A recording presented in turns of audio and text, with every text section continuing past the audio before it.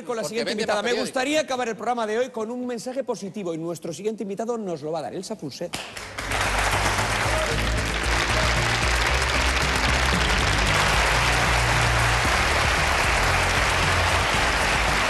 Elsa Punset, muy buenas noches y bienvenida a La Sexta Noche. Un auténtico placer tenerte aquí. Un placer. Bueno, escritora, divulgadora, filósofa. Presenta este libro, Elsa Punset, El mundo en tus manos. Vamos a aprender mucho de cómo tratar de evitar la soledad, cómo mejorar la comunicación con quienes rodea, cómo mejorar también la empatía. Cómo ser ciudadanos empoderados. Ahí, ni más ni menos. Tener el mundo en nuestra mano. Así es. Vamos a dar ejemplos y estén atentos porque vamos a tratar incluso casos muy concretos. Pero antes de nada, vamos a recordar la trayectoria larga, intensa y muy interesante de nuestra invitada, de Elsa Punset. Lo que sientes, no eres lo que piensas. Ante todo está la emoción.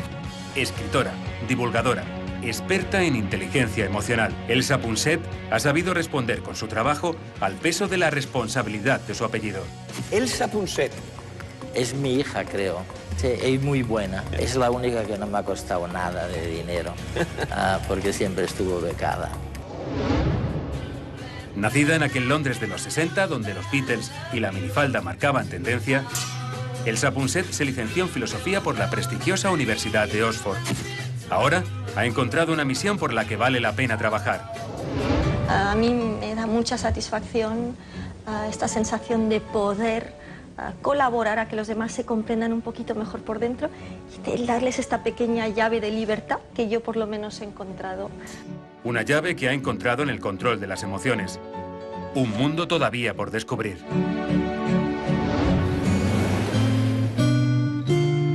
¿Quién eres? ¿Qué te hace distinto a los demás? ¿Qué te hace único como persona?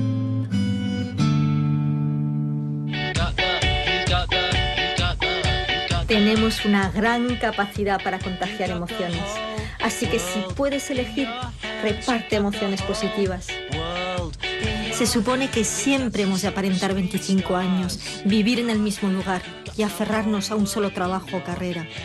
Pero la vida real no es así. Es que estamos inmersos en el baile del cambio. ¿Te resistes al cambio? Respuestas a preguntas que podrían hacer nuestra vida más fácil. Una guía de viaje hacia la felicidad que hoy Elsa Punset nos enseña a seguir y alcanzar en una clase magistral. Que eso no es magia, es inteligencia emocional.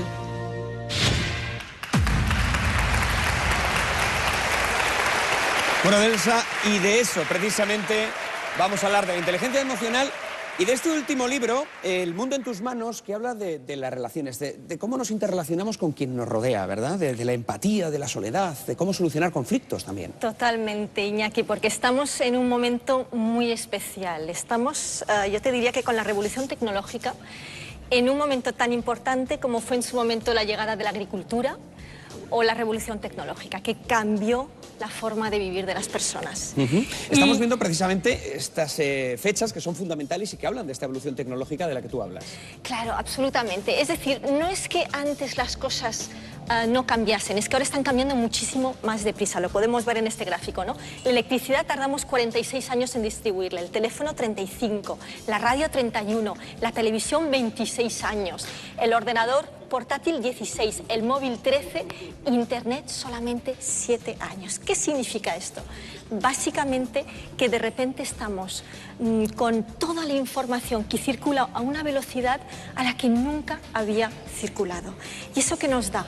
Nos da poder a los ciudadanos, nos da la posibilidad de empezar a decidir, a empoderarnos, a estar ahí con esa información, tomando decisiones que durante muchísimo tiempo habíamos delegado en manos de las religiones, de los políticos, de quien fuese, de las instituciones que nos gobiernan y que ahora sentimos, yo creo, que nos cuesta un poco salir de su yugo, ¿no? Entonces yo realmente estoy intentando ayudar a que podamos sentirnos empoderados y podamos participar en este mundo. Vamos a empezar por el principio, como se suele decir habitualmente, y es el momento en el que nacemos. Hay, digámoslo así, 4 grandes capítulos en este libro, y el primero de ellos pues tiene por título este Bienvenidos al mundo.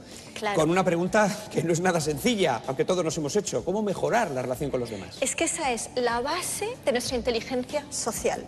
¿Y cómo nos relacionamos con los demás?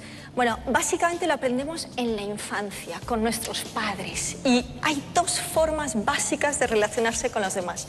Segura, que te sientes bien con los demás, que esperas que te van a ayudar, que van a responder a tus necesidades y que has aprendido a expresar lo que necesitas.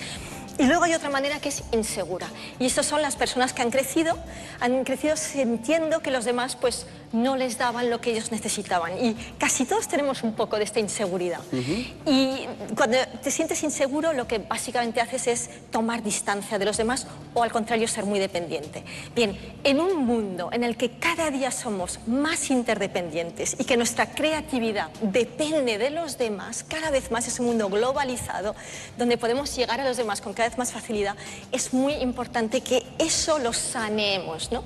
Y en El mundo en tus manos he querido en ese primer capítulo tener un pequeño test que nos permite ver cómo nos relacionamos con los demás y aprender a entrenar y a cambiar esto. Bueno, vamos a ver precisamente algunas de las claves que nos permitan ser esas personas seguras, como tú decías. Claro. Comprender. Yo creo que las claves son básicamente, primero, comprender pues las razones por las cuales hacemos lo que hacemos. Y los humanos, al final, nos parecemos muchísimo.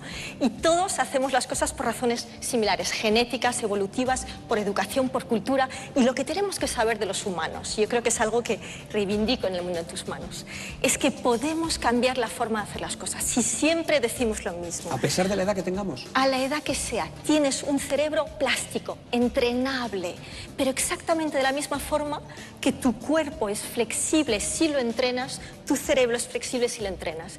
Y fíjate que durante décadas nos dijeron, y muchas de las personas que nos están escuchando ahora dirán, bueno, yo soy así, ¿yo cómo voy a cambiar? Bueno, pues sí podemos cambiar de la misma forma que hemos aprendido a alimentarnos bien y que hacer ejercicio nos ayudaba a tener un cuerpo más sano.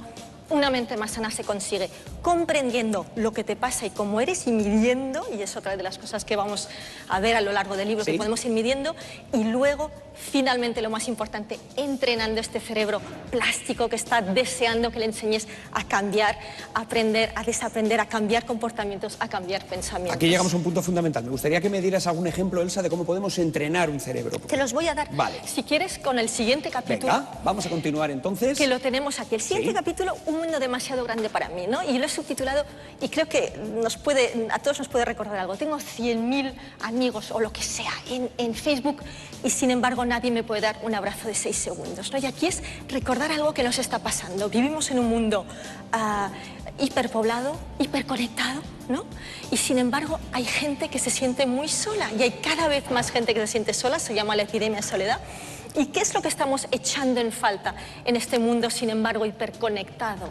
Bueno, pues que sentimos que cada vez tenemos menos amigos íntimos, Iñaki, y sentimos que nos sentimos cada vez más solos. ¿Por qué es eso malo?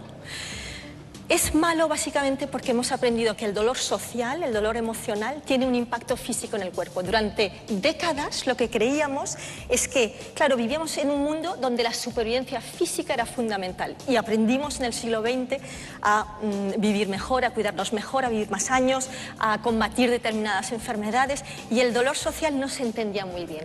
El efecto de la tristeza, el efecto de la soledad.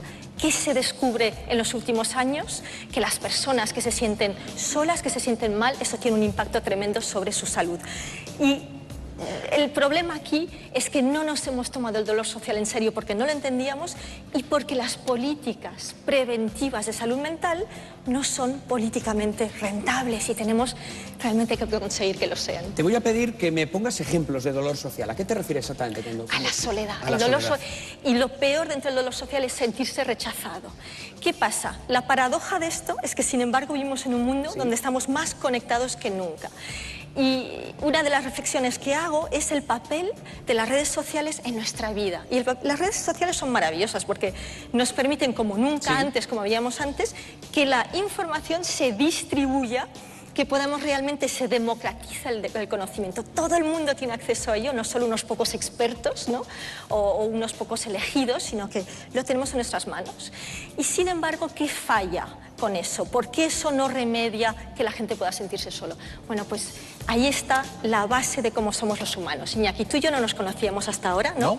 Hace 5 minutos. Hace 5 minutos, pero nos miramos a los ojos y en realidad es mucho más lo que nos une que lo que nos separa, ¿no crees? Sí. Tú puedes ver, mirarme a mí y saber cómo me siento más o menos. ¿Por qué? Porque tenemos un lenguaje universal, todos los humanos, que es el único que tenemos, que son las emociones básicas y universales, ¿vale? Estas emociones nos las comunicamos mirándonos. Y estas emociones, cuando tú estás alegre o cuando tú estás triste, yo las voy a sentir físicamente. Y te voy a dar un ejemplo, que me pedías un ejemplo concreto. Bien, ¿qué pasa con las redes sociales? ¿Por qué a veces somos tan agresivos por las redes sociales? ¿Te lo has preguntado alguna vez? Sí, porque es cierto que es muy común, es decir, tanto en Twitter como en Facebook muchas veces hay comentarios hasta cargados de odio, de insultos, sí. sin motivo aparente. Bien, esto es por una razón muy sencilla y me encantaría que las personas lo recuerden porque creo que vamos a tener que aprovechar esas redes sociales, pero también aprender a utilizarlas con un poco de responsabilidad. Cuando yo te miro a los ojos, si yo te digo algo desagradable, mis reacciones, rompemos el círculo de empatía y esa es la razón por la cual las personas a veces se dicen cosas en las redes que no se dirían jamás cara a cara. Nos deshumaniza un poco esa parte, así que aprendamos a utilizarlos con ese cuidado, porque cada palabra es casi como un arma, un puñetazo. El dolor que infligimos a los demás tiene un impacto físico sobre esa persona. Claro, por eso resulta tan fácil insultar a través de las redes sociales, ¿verdad? Ni te das cuenta de lo que estás haciendo. El dolor de la empatía. Continuamos con otro de los capítulos de tu libro, La cara oscura de la luna, la banalidad del mal. ¿A qué te refieres? Pues me refiero que a veces miras el mundo y dices, ¿cómo es posible que siendo las mismas personas, con las mismas, la misma forma de sentir, las mismas emociones básicas, podamos vivir en sociedades relativamente justas y transparentes en una parte del mundo y tremendamente agresivas en otra?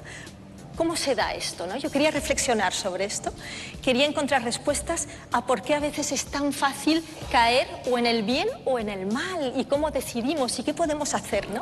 Y una de las claves de las sociedades que están prosperando en el buen sentido, y te diré que el mundo en general, a veces las personas me dicen, ¿tú crees, Elsa, que esto va peor? Yo les digo, no, esto va mejor claramente. Vivimos, aunque sea un mundo a ratos muy duro, en una sociedad cada vez más justa. Nunca se ha hablado tanto de igualdad de oportunidades, de la necesidad de tratar a todo el mundo por igual.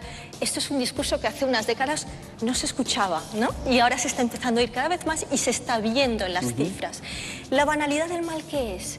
Es que, y esto se vio durante el nazismo, se vio en muchos momentos históricos y se ve, por ejemplo, en los casos de acoso escolar. Son siempre los mismos mecanismos que subyacen esto. Las personas no somos ni buenas ni malas, aunque somos más bien buena gente, tendemos más bien, como tendemos a sentir por los demás, no queremos hacer daño a los demás. Lo que pasa es que si todo el entorno que te rodea no es transparente, no es justo, tú tienes un cerebro programado para sobrevivir que te dice, oye, aquí tienes que hacer algo, tienes que defenderte. Y es muy fácil caer en sociedades injustas cuando todo tu entorno es injusto. Así que tenemos entre todos, y forma parte del empoderamiento del ciudadano que tiene ahora tanta información en sus manos y que la puede utilizar, tenemos que luchar todos para formar sociedades donde realmente nos aseguramos que no decimos una cosa y luego vivimos de otra, que es uno de los abismos que tenemos, sino que realmente hacemos sociedades justas para todos. Hablabas de los abusos, del bullying, por ejemplo, en los colegios, también en el trabajo. Sí. ¿Se puede enseñar a ser empático? ¿Se puede enseñar a comunicar mejor para eliminar esos comportamientos en colegios y centros de trabajo? De hecho, lo que se ha visto es que las sociedades avanzan cuando entrenamos dos aspectos importantísimos del humano. De nuevo, estamos hablando de que somos entrenables en todos los sentidos, que son la empatía, la capacidad de ponerse en la piel del otro y la razón. Y te voy a dar un par de pinceladas, si quieres, de cada uno. La empatía, esta capacidad de ponerme en la piel del otro y de sentirte físicamente, es algo que cuando nosotros vivíamos en tribus pequeñas, tú sentías por las personas que se parecían a ti. En este mundo donde vivimos globalizado, Lo que está pasando ahora es que cada vez estamos haciendo lo que se llama ampliar los círculos de empatía. Cada vez sentimos por personas que parecen más distintas que nosotros, ¿no? Y un día terminaremos incluso, según Peter Singer, el filósofo, empatizando con otras especies, que es algo que los humanos no hacemos de momento, nos cuesta muchísimo, ¿no? Eso es la empatía. Sí. Y la razón... Sí. Fíjate lo entrenable que es, que simplemente viviendo en entornos más ricos, más justos, ricos en el sentido de más estímulos, cada década está creciendo nuestro cociente intelectual. Se llama el efecto Flynn. Es decir, que si estas dos capacidades humanas, la empatía y la razón, las estuviésemos de verdad entrenando más y más de forma deliberada, realmente conseguiríamos un humano en ese sentido cada vez más fuerte. Bueno, vamos al menos en el buen camino. Vamos a acabar con el descanso del guerrero, que es la última de las partes. Sí. Ahí lo estamos viendo. Cuida tu mente, es vulnerable. ¿Cómo podemos cuidar nuestra mente? Mira, esto es muy bonito, ¿no? Porque básicamente a veces nos preguntamos por qué los humanos tenemos tendencia a veces, bueno, tenemos un cerebro programado para sobrevivir, muy rico, más rico que el de las demás especies, más complejo, tendemos a mirar mucho hacia adelante y hacia atrás, pero claro, eso es fantástico, pero porque nos permite prever, nos permite recordar, nos permite aprender, nos permite colaborar entre todos, pero también significa que nuestra mente es más vulnerable que la de otras especies. Es una mente que tiende a preocuparse muchísimo, hay que estar constantemente entrenándola en positivo. ¿Qué ocurre? Con el cuerpo hemos dicho que en el siglo pasado aprendimos a entrenar nuestro cuerpo. Y a cuidarlo. Y cuando tú tienes sueño, ¿qué haces? Descansar. Exacto, ¿no? Cuando tienes frío, te cubres. Cuando tienes hambre, comes. Cuando tú estás cansado o estás triste o estás sobreexcitado o lo que sea, ¿tú qué haces? Pues como no sea tomarme una tisana... Exactamente, exactamente. Los recursos que tenemos son todavía limitados. Este es un enorme cambio en el que estamos entrando, Iñaki, y uno que a mí me parece que, bueno, pues que nos va a ayudar a todos enormemente, ¿no? Entender que esta mente vulnerable la podemos cuidar. Y el mundo en tus manos está repleto, cuajado de ejercicio, de pequeños entrenamientos muy sencillos de aplicar a tu vida diaria, que son físicos y que son mentales, porque las dos cosas van unidas, que nos permiten cuidar de esta mente vulnerable. Te voy a pedir, Elsa, que me digas de una forma telegráfica, porque tenemos ya muy poquito tiempo, una frase, si es posible, con la que nos podamos levantar para encarar mejor, con un poquito más de optimismo ese día. Imposible, imposible, porque pensar no es suficiente, ni siquiera pensar positivamente. Es decir, tú la mente tienes que aprender a entrenarla día a día, de la misma forma que si tú vas al gimnasio una vez al mes no te va a hacer mucho efecto, la mente tienes que integrar esta forma de vivir, de cambiar tus pensamientos, de entrenar esta mente que está programada para sobrevivir y que por lo tanto se fija siempre en lo negativo, la entrenas en positivo de una forma lenta. Y aquí encontraréis una escalera con 7 grandes ámbitos, desde concentrarnos, que es uno de los problemas que tenemos hoy en día, hasta gestionar la tristeza, hasta, bueno, tienes muchos ámbitos, 7 ámbitos distintos, con muchos ejercicios que te permiten integrar esto a tu vida diaria. Y así, yo te aseguro que en relativamente poco tiempo lo logramos. Tú recuerda que en el siglo pasado, fíjate que en los años 50, que no estamos hablando de hace tanto tiempo, la gente no hacía ejercicio físico. Ahora nos parece mentira, pero nadie les había dicho que esto era bueno para ellos. Bueno, de la misma forma que en los años 50 empezaron a salir los primeros estudios y se les dijo, oye, si hacéis ejercicio físico os vais a sentir mejor, es exactamente en el momento que estamos ahora. Y ahora las personas saben que pueden empezar a entrenar su mente, que son competencias que pueden entrenar para convivir y para prosperar. Así que sed pioneros. Así es. Elsa Pousset, muchísimas gracias por todos estos mensajes. Muchas gracias. Gracias, Elsa. Hasta luego.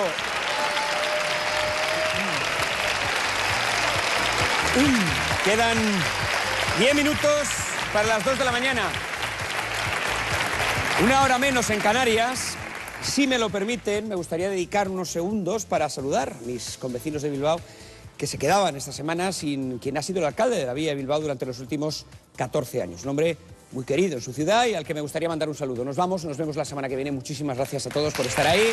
Hasta la próxima sexta noche. Muchas gracias.